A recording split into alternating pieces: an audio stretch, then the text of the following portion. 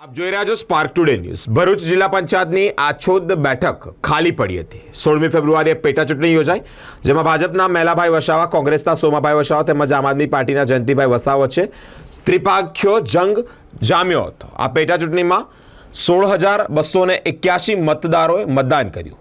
50.10% મતદાન નોંધાયું। આજરોજ આમોદ મામલતદાર કચેરી ખાતે નાયબ કલેક્ટર અને ચૂંટણી અધિકારી ડોક્ટર સુપ્રિયા ગાંગુલીના અધ્યક્ષસ્થાને મતગણતરી પણ યોજાઈ। કુલ 7 રાઉન્ડમાં થયેલી મતગણતરીમાં ભાજપના ઉમેદવારો પ્રથમ રાઉન્ડ જ હરીફ ઉમેદવારોથી આગળ રહ્યા હતા, જેના કારણે જ ભાજપના કાર્યકર્તાઓ ફટાકડા ફોડી આતશબાજી કરી અને વાતાવરણ ગજવી ઉઠ્યું। 7 રાઉન્ડના અંતે ભાજપના ઉમેદવાર મેલાભાઈ વસાવા 10,946, કોંગ્રેસના ઉમેદવાર સોમાભાઈ વસાવાને 4,483 તેમજ આમ આદમી પાર્ટીના ઉમેદવાર જયંતિભાઈ વસાવાને 650 મત મળ્યા હતા। નોટામાં કુલ 202 મત મળ્યા। ભાજપના ઉમેદવાર મેલાભાઈ વસાવા 6,463 મતથી જંગી બહુમતીથી વિજેતા થયા છે। ત્યારે એક રેલી પણ કાઢવામાં આવી। ધારાસભ્ય ડીકે સ્વામી તેમજ ઉમેદવાર ડોક્ટર બાબા સાહેબ આંબેડકરની પ્રતિમાને ફૂલહાર અર્પણ કરી અને આશીર્વાદ પણ લીધા છે। એક વિજય સરઘસ કાઢવામાં આવ્યું, સાથે જ મોઢું મીઠું પણ કરવામાં આવ્યું છે।